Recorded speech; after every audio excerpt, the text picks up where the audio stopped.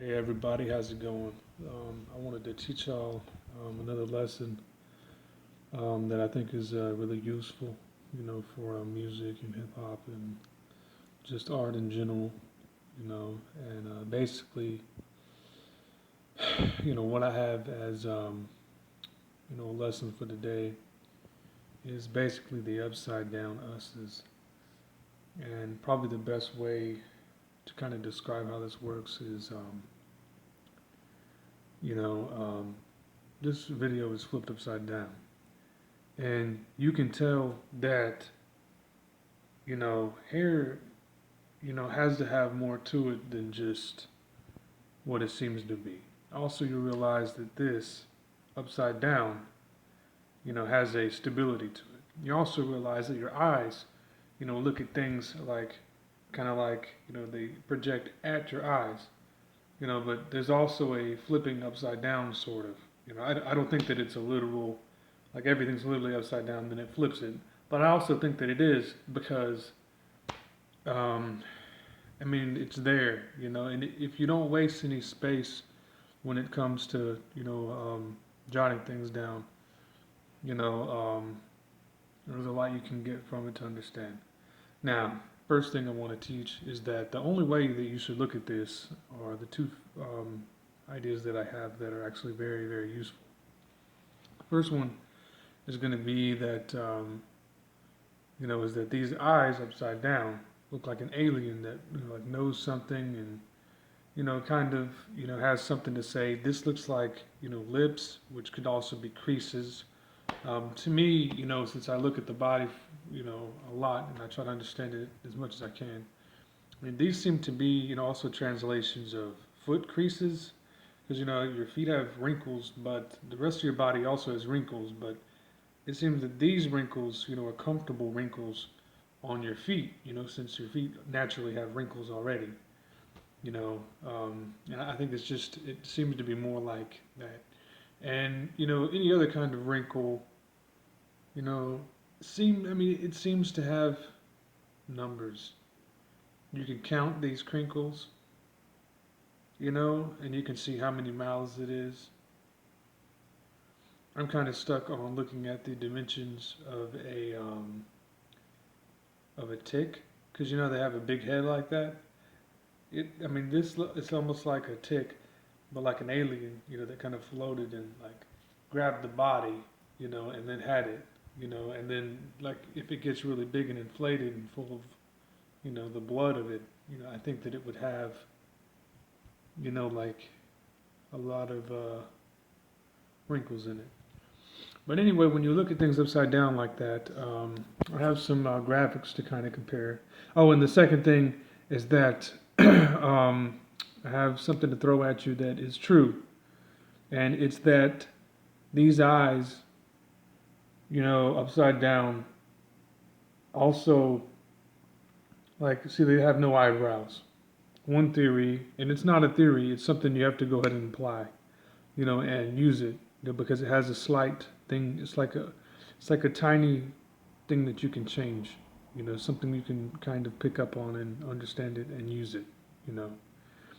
And it's that these aren't eyebrows, really, and that these eyebrows, even though they look like they kind of, keep stuff out of it, kind of bat things out. If you look at, hold on. All right, here's a good example. Here's a tiger swallowtail caterpillar. You can see how it's got two eyeballs right here. By studying this caterpillar and looking at the 1, 2, 3, 4, 5, and 6 numbers, and seeing how this looks like a mouth or that looks like eyes, you can understand basically how it works. And there's also a lot of other caterpillars and bugs that have eyes, that are there, but they're not actually eyes. And they have extra eyes over here, you can tell.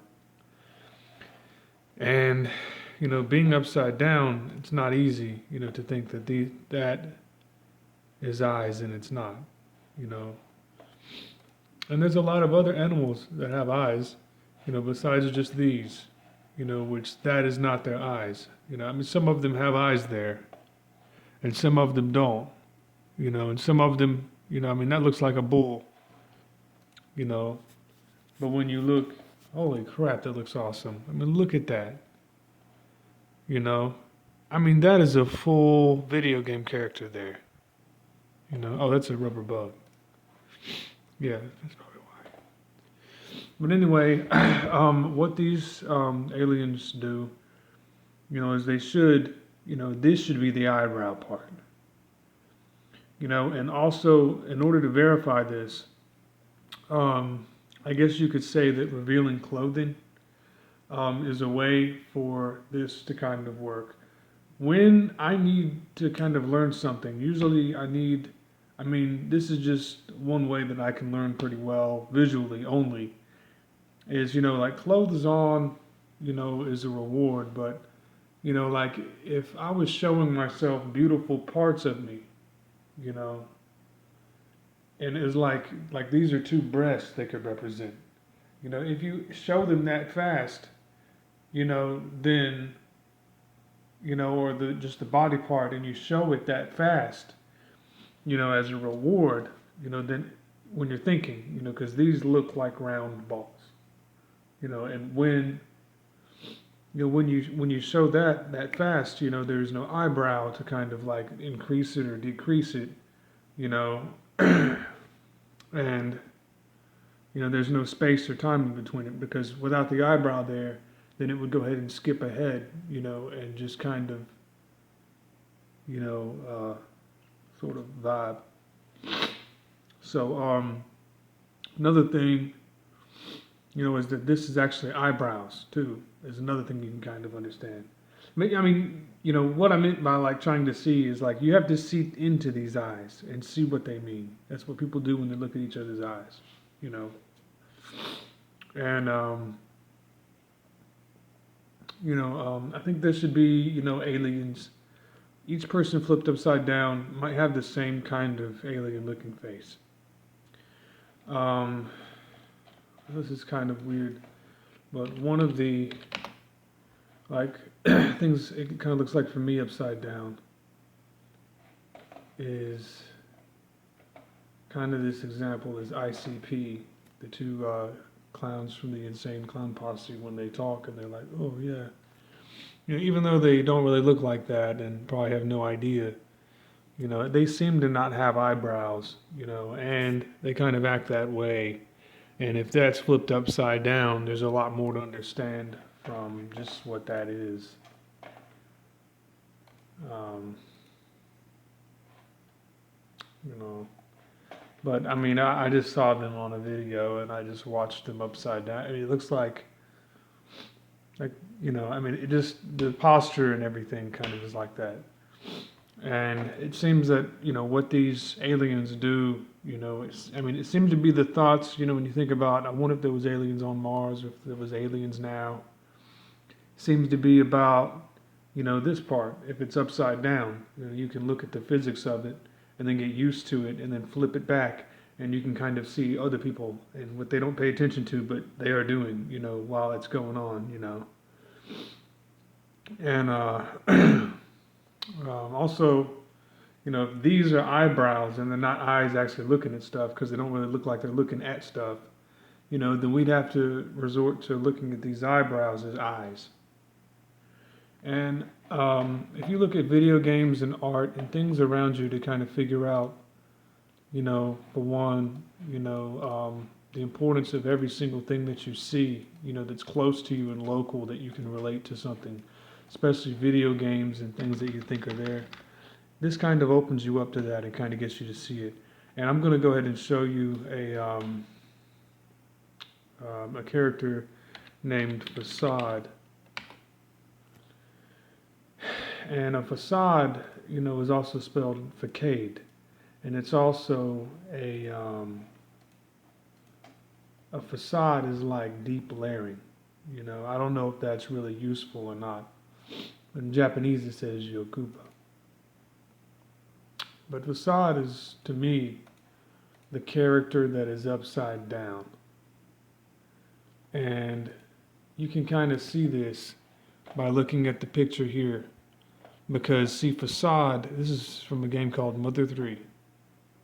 And Mother 3, Facade looks like he has eyes here, you know, and that's his mustache. It looks like Mario, you know, like if he was perverted or something because he's eating a luxury banana, you know. And what do people do as a pastime, you know, it seems, you know, is to, you know, talk about sex or talk about things like the luxury banana. Oh, yeah, banana, you know, but, you know, and to me, you know, him having these two dots as eyes does not look really symmetrical or correct. And then there's these two squinters up here above his hat. And in the other pictures, you know, he seems to have eyes here, but doesn't have little dots as eyes. And it gives you a clue that maybe upside down is that what this character, you know, who Facade is represents, is actually that upside down face. And you know, then in this one, you know, he seems to have dots as eyes and not the squints as the eyes. You know, and I thought that actually it was two freckles on his face, you know. But you can think that it was freckles, and you can think that it was dots, you know, and you can think that it looks more like, you know, a mole or something, you know, from like a Saudi Arabian person. It looks like he represents that because you can't tell where his eye is. You can also flip him upside down. You'll probably see some kind of, you know, maybe a smiley face here, you know, with the tongue out or something, you know. And I mean, every pixel, when you look at pixel art, you know, is really important. And anyway, Facade, you know, if you look at him and he has eyes, you know, as his, you know, I mean, for one, you know, I mean, he's plugged in with all these horns, like when you get horny. And I mean, if you had that many, like, fingernail and toenail references, you know, and then, I mean, that's a lot for one head. And it's that round and it's a little bit too, like, wide. You know, like a proper head of his caliber would probably be a little bit taller in order to handle all of that stuff to look normal. You know, and I thought that these eyes are squinting, and it looks like an evil Mario, you know, that is horny because he can't talk about it, you know, what it is. And, you know, and then you can see how these flames, you know, might represent, you know, like, you know, if your hand sticks up, you know, it kind of looks like fire, you know, from the ceiling. And then you can also look at it how, if you look back at your memories of yourself, it's kind of like, like if you know, you ever look at like you go to the mall and they call people Q-tips um, because they have the big white hair, you know, and they just walk in the mall, and you know the Q-tips kind of looks like. I mean, we could almost apply our heads like they're mops, you know, and they could just go through and just kind of clean out this ear of a room, you know, and unconsciously, you know, I mean, people can look at things upside down, and consciously they can too, you know, but, you know, I think there's just a lot of things that kind of go on.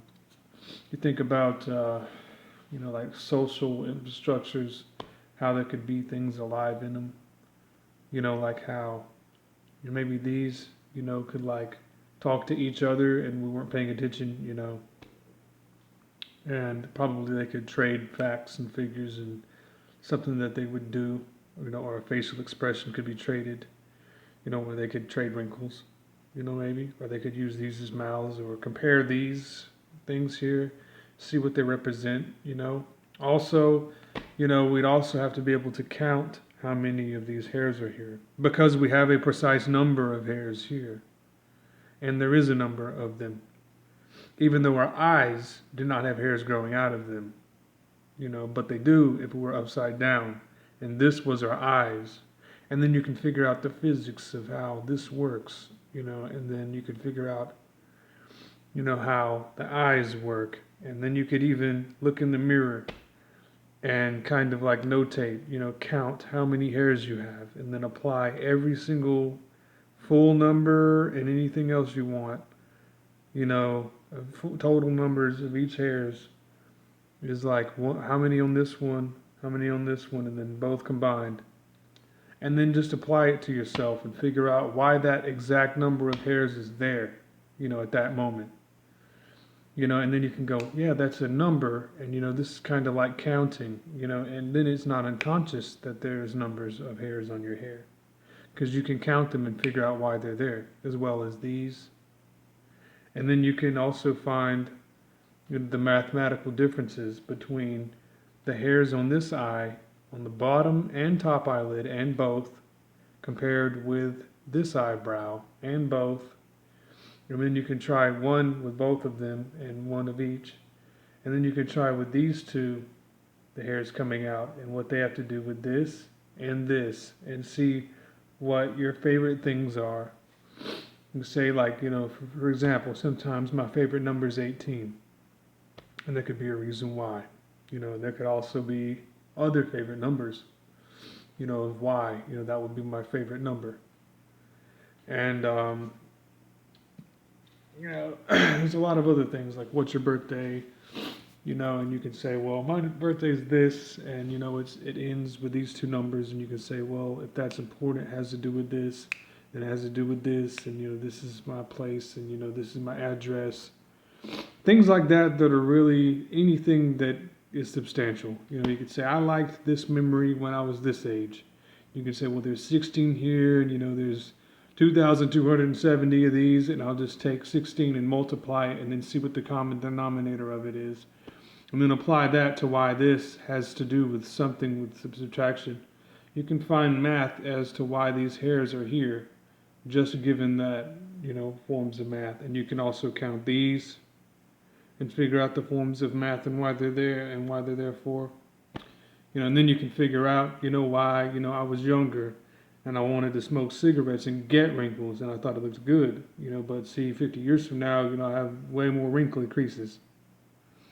And then you have to look at the pressure of the wrinkly creases and how that would be.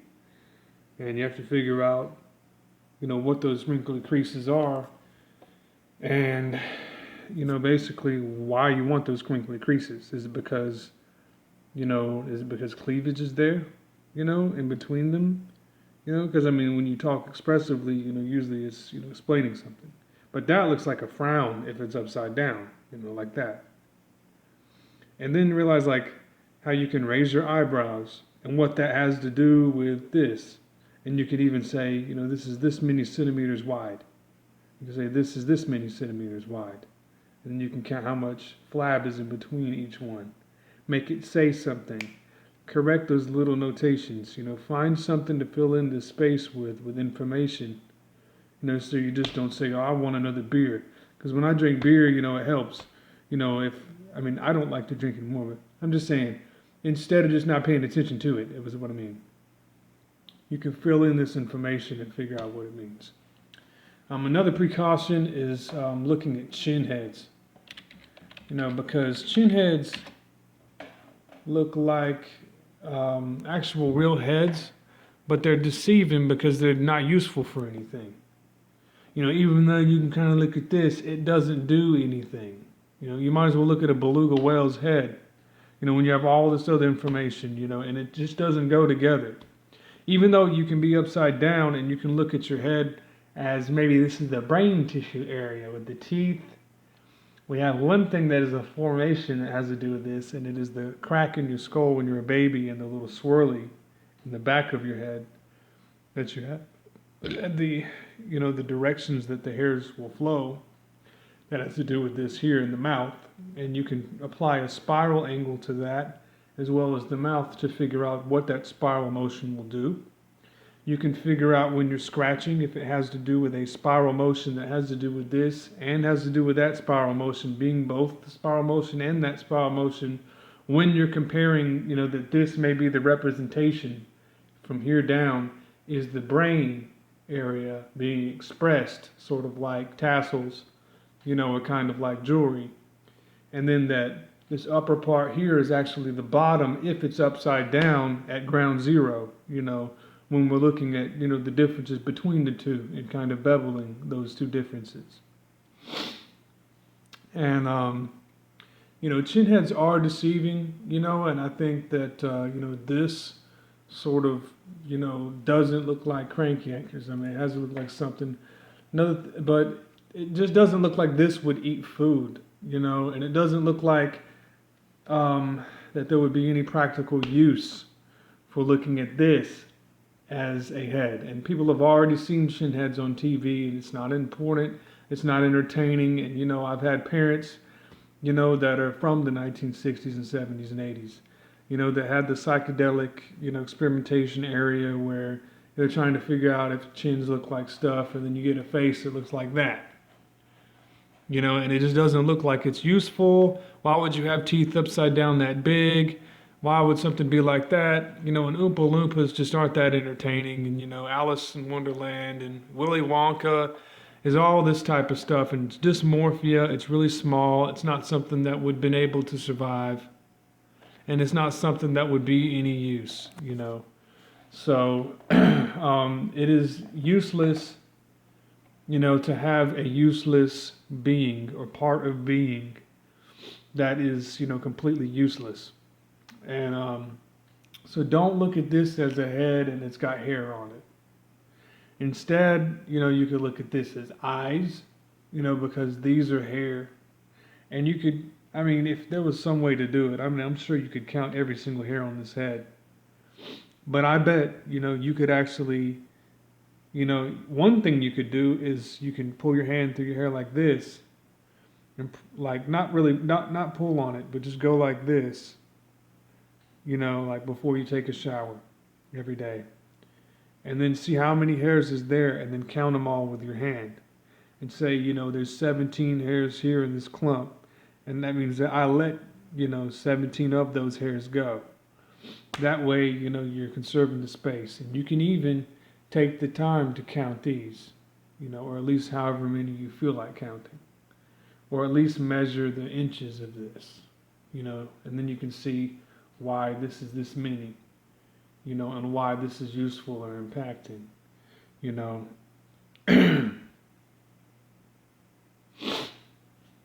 And let's see. Yeah, another thing I want to share with you is basically, you have to pay attention to creation of things, and you have to look at all the number significances and why something is there and why something else is the cause of those two things. Just like when you're looking at the stars and you see Orion's belt, and then all of a sudden, I have Orion's belt right on my arm, with, wait a minute, where's it at? See it? There's 3 dots. I mean, it's really close. And I also have, some form of small dipper there or something, And, I mean, that type of significance is easy to find. And I think that should be the only emphasis that music should have. And it shouldn't have anything else that is so easy, to like not pay attention to, like all the pop music and everything, that doesn't do that. Nothing does that, really. And basically, what I was wanting to show you was, looking at video games upside down is, extremely useful. And it's because it takes inspiration to come up with something upside down. And anyway, pixels upside down, and pixels, are like really small compared to, like a big detailed drawing, and it doesn't really have a set, one dot to put like one number for something, So like if this was all pixels and I had like 40 pixels, I know what is apparent and what's not. Like these two little zits that I popped on my head, they just appear. I mean, I could either have a spot on my head that is fair colored here in a pixel, or I could have it to where there's like one here and like one here. I mean, something in between that fair, to kind of have 2 dots that lets it know that there's 2 things here, or I can just completely cover them out. But if I can do that or cover them out completely, then that means that there's nothing said, and there's nothing where I can just be like, that needs to be counted. or it doesn't need to be counted is not an option. I'd have to be able to count that, because there's not an option. I mean, you have to be able to get everything out of what you're doing, is the point. So, yeah, my example that I was wanting to show you is looking at, like, for example, Final Fantasy 1 and Final Fantasy series is, and all of the, games like that, Upside Down. Like the walking is two things like this, saying like 1 2 1 2 or 2 1 or 1 0 1 0. Or one and other one. Other one, other one, other one, other one. And you get to see the polarity between the two. And when you look at it upside down, and you look at it sideways, and you look at the other way sideways, and you look at it right side up, all at the same time, you will get a lot more information out of it because you can see it on, 4 different fronts, and then it's a 5th front. It's like looking at, like a 4th or 5th dimension of what you're seeing. And I'm trying to find this picture that I found.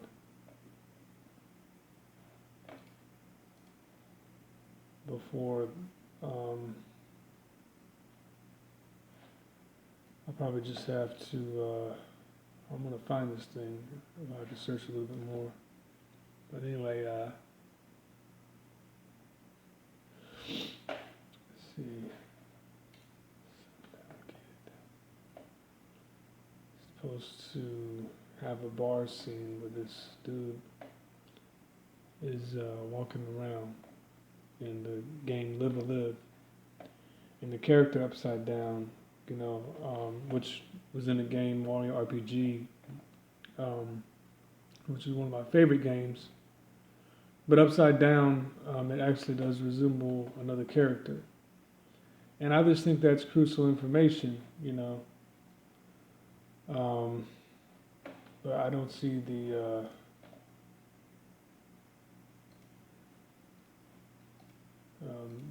exact thing I was looking for in this one that has to do with that. But anyway, I mean, every game like this, when you look at it upside down, this is the character here. And it's not in this frame that you see it upside down. It's kind of a waste to even talk about it. But let me try this.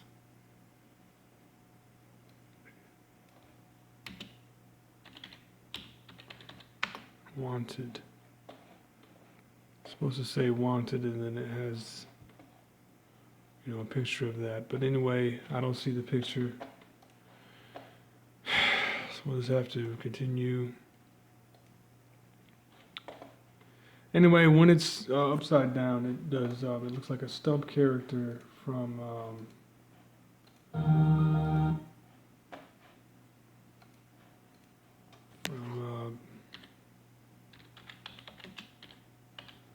In that level with the sundown kid.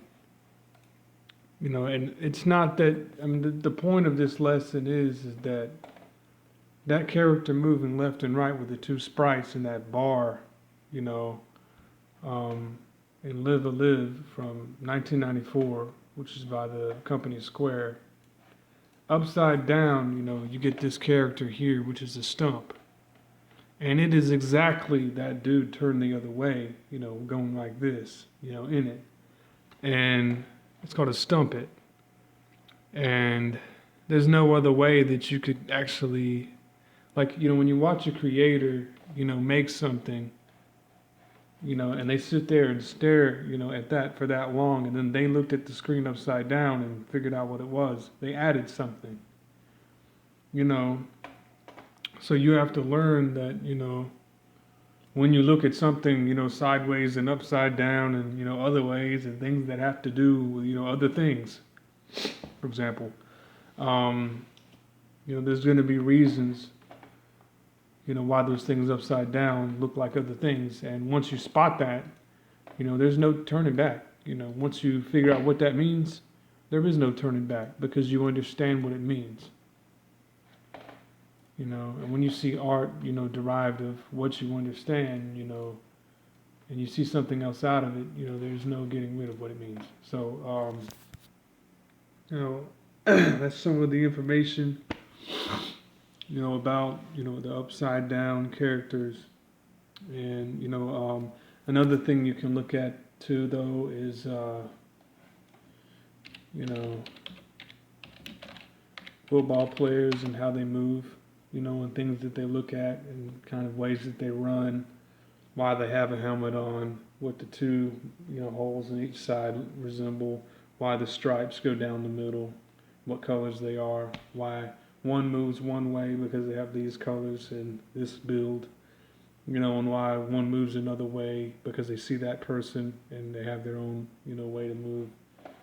Little things like that, and it has to be the one, and just to study why, people put, those black things up under here, up under the eyeballs, to block out the sunlight, see a football player face paint. And you can look at, there's things that you can study from that. You can look at their eyes and, what these are doing when they're in these crouch positions, looking up, and